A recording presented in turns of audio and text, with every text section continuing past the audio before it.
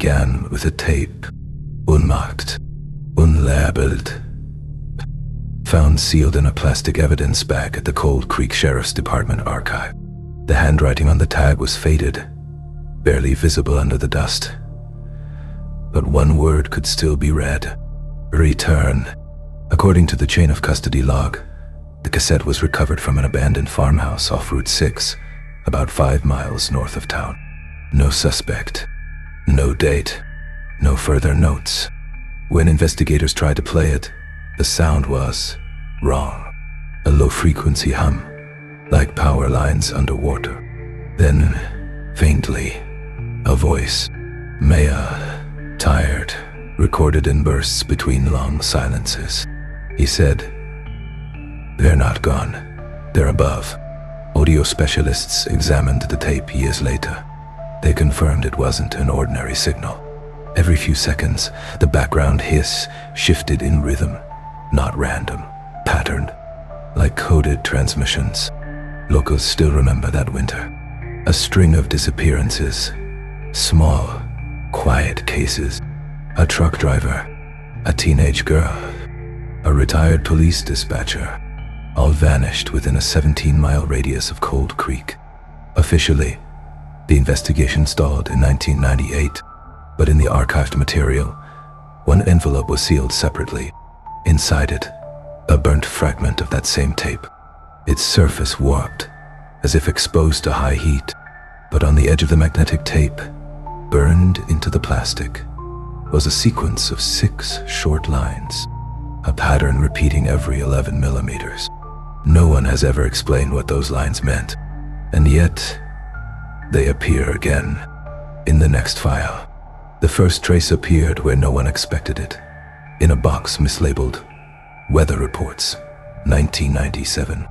Inside were folders of temperature logs, rainfall charts, and one manila envelope containing 6 Polaroids. Each photograph showed the same stretch of highway outside Cold Creek. But the sky was wrong. The photos were taken at dusk, yet the light was cold, metallic. Shadows stretched in opposite directions, as if 2 suns had been setting. A faint glare crossed every image. Thin, needle-like beams descending from the clouds. None of it matched the weather logs. Attached to the back of one Polaroid was a note. Handwritten, tomt toit. December 14th. Heard them again. Static in the cornfield. The handwriting matched that of Deputy Alan Rourke, missing since the winter of 1998. Reports from that period described Rourke as unstable.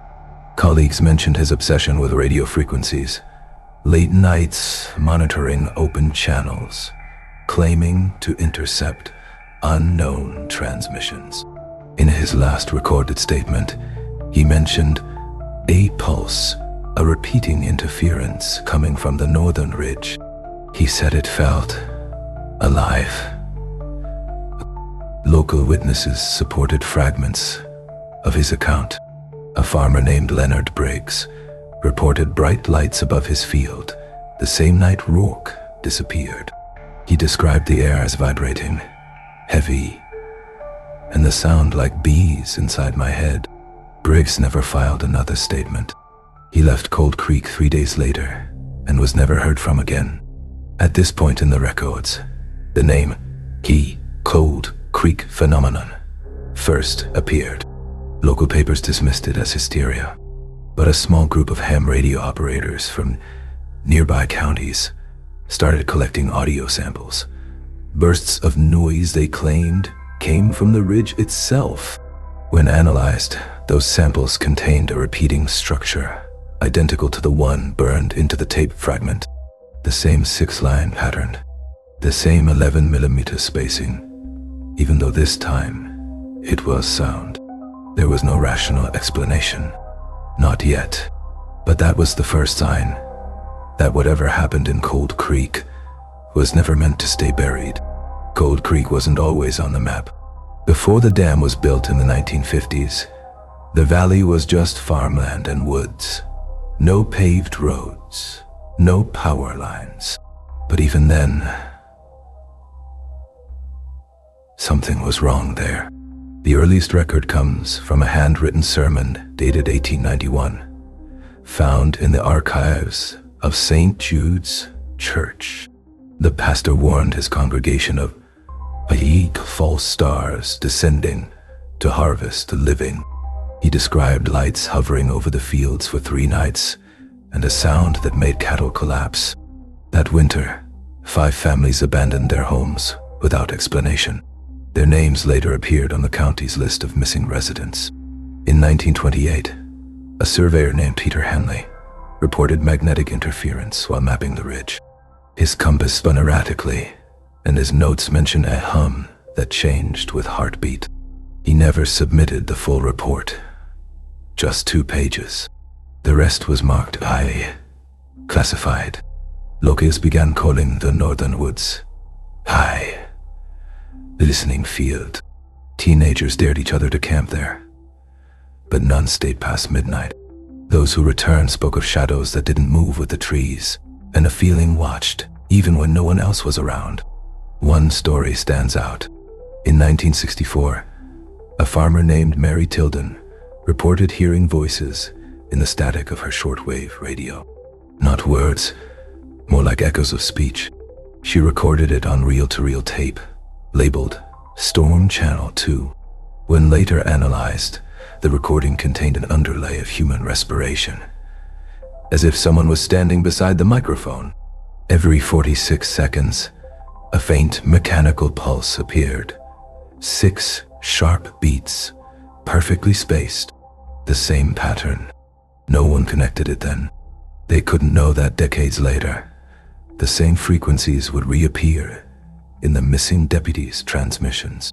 And yet, when the old residents of Cold Creek speak about the ridge, they all use the same phrase. They say the sky was listening for what? No one agrees. But whatever it heard, it answered. By early March, investigators had pieced together enough material to warrant a field visit. The northern ridge, the listening field, had remained untouched for decades. No roads, no electricity, only the overgrown tracks of old logging paths. I arrived at sunrise. The mist hung low over the valley, curling around the skeletal trunks of pine and aspen. The air smelled of damp soil and decaying leaves, thick with the cold bite of early spring. Locals warned me not to go alone. People don't just wander there. Some don't come back. The first clue was subtle. A path of flattened grass leading into the woods. I followed it, recording every step. Birdsong was absent. Even the wind seemed to hesitate, holding its breath.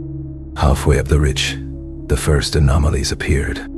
A faint humming, low, rhythmic, indistinguishable from mechanical vibration, yet entirely organic. It resonated through my chest. I checked my equipment. Nothing. Power meters normal. Frequency analyzers. Flat. Then, lights. Small white. Hovering just above the treetops.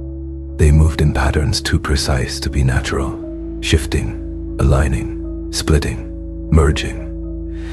As if conducting an unseen experiment. I documented everything on video. Later, experts would tell me the recordings were corrupted. Frames missing, audio warped, images distorted beyond explanation. At the time, I didn't notice. I was focused on what lay ahead. Near the crest, the air grew heavy. Breathing became laborious. My steps slowed. Shadows stretched unnaturally across the undergrowth, forming angles no tree could make. Something brushed my shoulder. Light, cold, and fleeting. And I knew it wasn't wind. I reached a clearing. The ground was marked with scorch-like impressions, geometric and precise. Strangely, no debris, no burned vegetation, only the earth, scorched yet unscarred. On the far edge of the clearing, I discovered a structure. Small, white, featureless, metallic sheen, doors absent, windows absent, only a low hum emanating from within. It pulsed with the same 6-beat pattern I had traced across decades of recordings. A note lay at the entrance, weathered, handwritten, "Do not enter. They are not what they appear." I paused, recording the warning.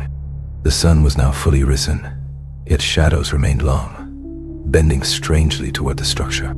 And then, a low vibration underfoot, as if the ridge itself was alive. I knew then in that clearing that returning would not be simple. The descent into cold creeks unknown had begun.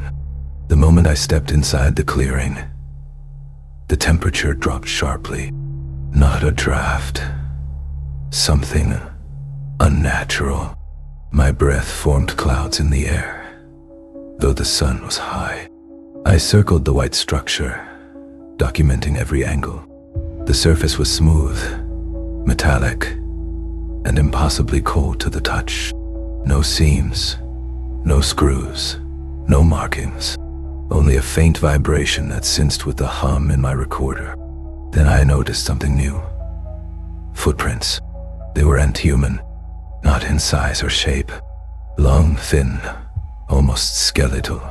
They pressed deeply into the mossy earth, but no weight was visible. I followed them, heart racing. Every step triggered a sense of vertigo. Shadows seemed to flicker in the periphery, retreating when I looked directly. A sound rose from within the structure, a mechanical breathing, low and steady. I couldn't see inside. The walls reflected light like mirrors, showing only fragments of myself. Then I heard it. Whispers, not in English, not any language I recognized. Soft, overlapping, urgent, repeating the phrase, "Return the signal." I recorded the whispers, but playback was distorted. The voice of Thomas Randall appeared faintly beneath the new sounds, as if layered over time. They're already inside, watching, waiting. Suddenly, the ground vibrated beneath me. A low hum surged, pulsing in 6 beats, identical to the patterns from the tape and the photographs. The hair on my arms stood on end. My knees buckled. I realized then, with a sinking certainty, that there was no simple retreat.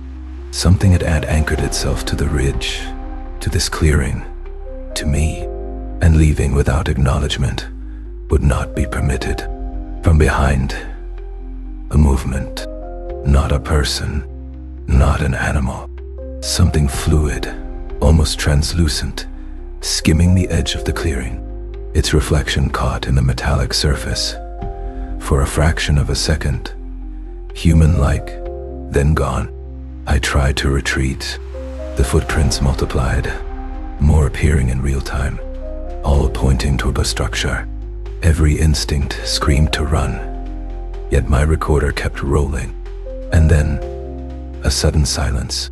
No hum, no vibration, no whisper. The sun illuminated the clearing, but the structure glimmered unnaturally, as if aware of my gaze. I knew then there was no simple path back. Whatever had been here before, whatever waited beyond sight, it had already begun to claim the ridge. By late afternoon, the clearing had changed. Not physically. The trees, the ridge, the structure remained, but my perception shifted. The hum returned, but irregular. It pulsed faster, then slower, as if breathing. Shadows stretched, folded back onto themselves, forming angles impossible to reconcile with natural light. I checked my recordings. Static replaced parts of my voice. Footsteps I didn't take appeared faintly in the audio, echoing behind me. Time itself seemed distorted. Moments stretched. Seconds felt like minutes. My watch slowed, then sped up. The ridge felt older, ancient, as if my presence had awakened something sleeping for centuries. Then, the whispers returned, layered, overlapping, repeating fragments of statements I hadn't heard before. Do you remember the ones we took? They always return. Eventually, they cannot leave. The metallic structure seemed to pulse with intent. Light flickered across the surface. Shapes appeared. Faces. Figures? Impossible to tell. Every reflection showed something different, yet all watching. I realized I was not alone. Not physically. The air was still, but mentally. Every step, every breath, my thoughts echoed back, altered, memories twisted, names misplaced, familiar objects in the clearing in my mind, replaced with anomalies I could not identify. The ground vibrated. The 6-beat pulse returned, faster, insistent. It seemed to resonate with my heartbeat, a pressure in my chest, dizziness.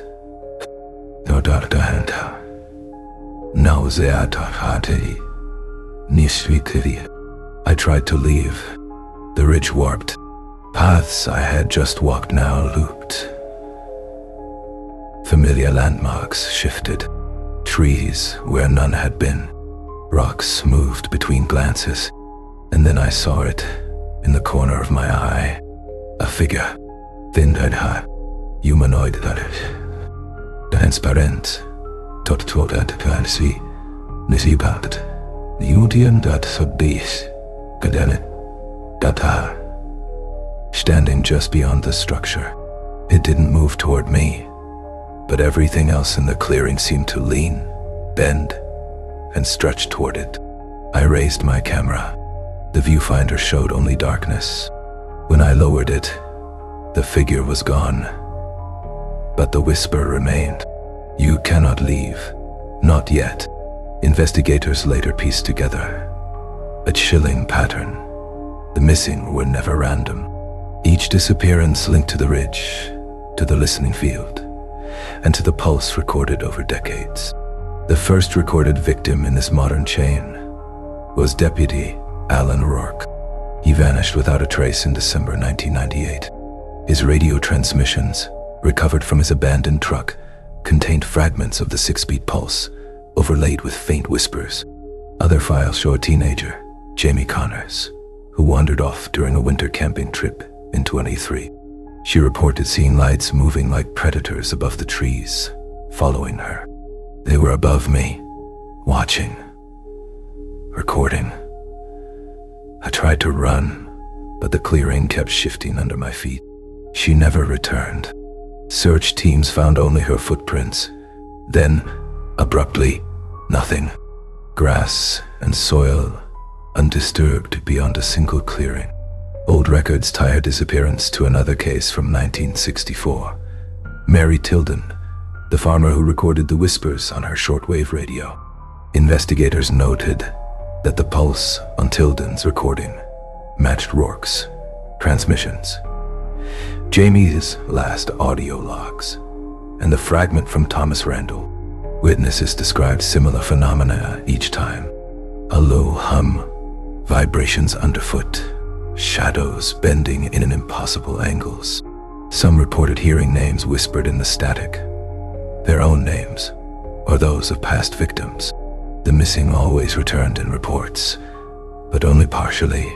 Descriptions included pale skin, glassy eyes, and an unshakable trance-like state. Some spoke of beings made of light, touching them, probing them, leaving marks that glowed briefly before fading. One case report from 1997 describes a man found at the edge of the ridge. He had wandered for hours, unresponsive, muttering about, hands made of light, and the signal that follows. Medical examination revealed unusual burns along his ribs, precise, geometric, but without breaking the skin. Investigators began to see a pattern. Every disappearance, every altered memory, every burned mark aligned with the 6-beat pulse. Time was fragmented around the ridge. Witnesses reported events out of sequence, repeated or overlapping with memories of past victims. The ridge itself seemed to claim the lost. Those who survived were never the same. Paranoia, anxiety, insomnia, and vivid hallucinations haunted them. Many refused to speak of what they saw. Some left town permanently, unable to live with the knowledge. And yet, the pulse persisted, echoing from the past, embedding itself in the present, marking its victims. Cold Creek had always been listening. After days at the ridge, the pulse became impossible to ignore. I began to notice it everywhere, beneath the hum of machines, in the vibration of my car, even in my own heartbeat. Sleep offered no relief. Dreams of the clearing, of the structure, of translucent figures haunted every moment of rest. Voices whispered through the static of my recordings, repeating names of the missing, and now my own. Colleagues noticed changes. My notes became erratic. Sentences ended mid-thought. Equipment was left running for hours without supervision, capturing fragments of sounds I could no longer identify. I returned to the ridge alone, compelled. The clearing was unchanged, yet everything felt wrong. The structure pulsed with light, synchronized to the 6-beat pattern I had traced across decades of records. I touched the metallic wall. A shiver ran through me, not from cold, but from awareness. The pulse seemed to enter my body, embedding itself in muscle and bone. I recorded my thoughts, though they often slipped into incoherence.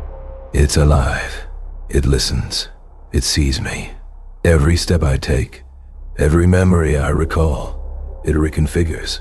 I can't escape it. The ridge had become a mirror of my mind. Every shadow reflected my fears. Every sound distorted into whispers I could not place. The air felt dense, heavy with presence. Equipment recorded anomalies, signals repeating at frequencies outside human perception. Static layered with voice fragments from missing witnesses. Sometimes my own voice distorted, speaking in tones I didn't recognize. I realized the truth. The pulse was not merely sound. It was a vector, a method of intrusion, a way to invade thought and memory. Those taken before had been possessed in part, not physically, but mentally. My own reflection began to change. Eyes seemed hollow, skin pallor, movements slower. I could feel an external focus guiding my attention, urging me closer to the structure. And yet, I had to record everything.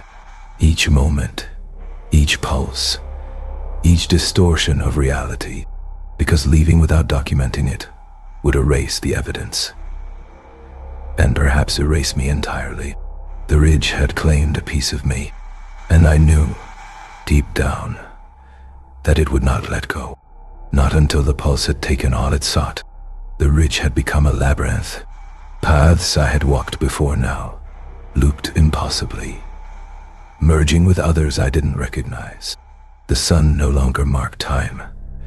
Shadows moved independently, stretching, folding, and then vanishing. The structure pulsed with the 6-beat pattern. Light bled through its surface, forming shapes I could barely comprehend.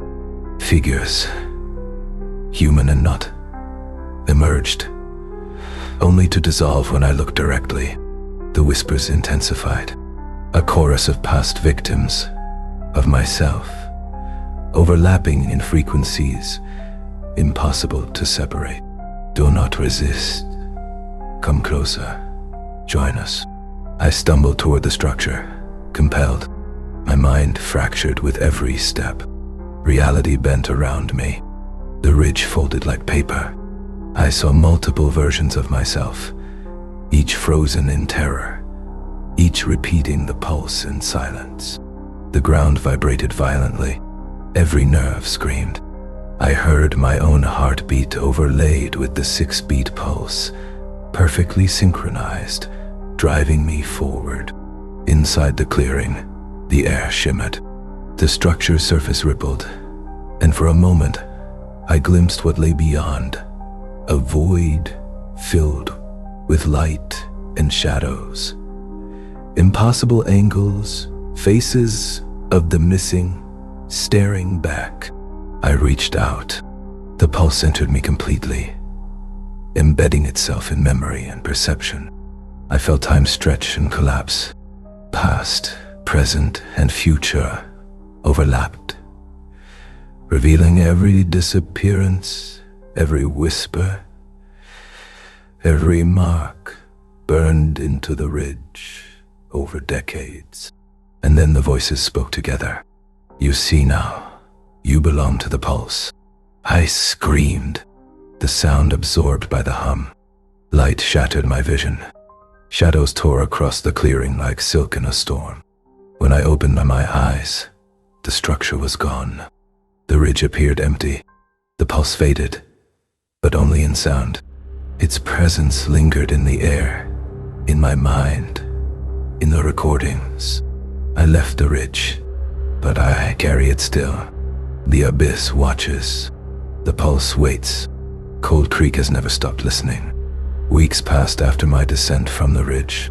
The pulse no longer echoed audibly, but it remained in the recordings, subtle distortions beneath the static. Equipment shows interference patterns that defy explanation. I returned to the town archives, sifting through decades of missing persons reports. Patterns emerged. Every disappearance linked to the ridge, the 6-beat pulse, and the whispers of something unseen. Interviews with surviving witnesses confirmed it.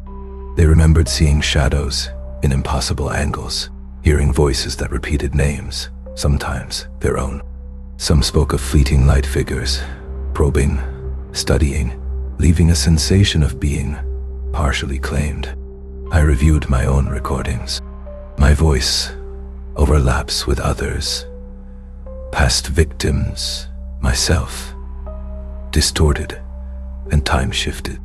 The pulse is present in every frame, every whisper, every heartbeat recorded, and yet, officially, nothing exists. No structure, no entity, just an empty ridge, overgrown paths, and a town that pretends nothing is wrong. I have left Cold Creek, but the pulse is within me. I hear it in silence. I feel it in breath and heartbeat. Sometimes, in the night, it whispers, not through speakers or radios, but directly in my thoughts. Return. It is not finished. The ridge waits. The pulse waits. Cold Creek listens. And I know the silence is only temporary. The last witness may leave, but the story never ends.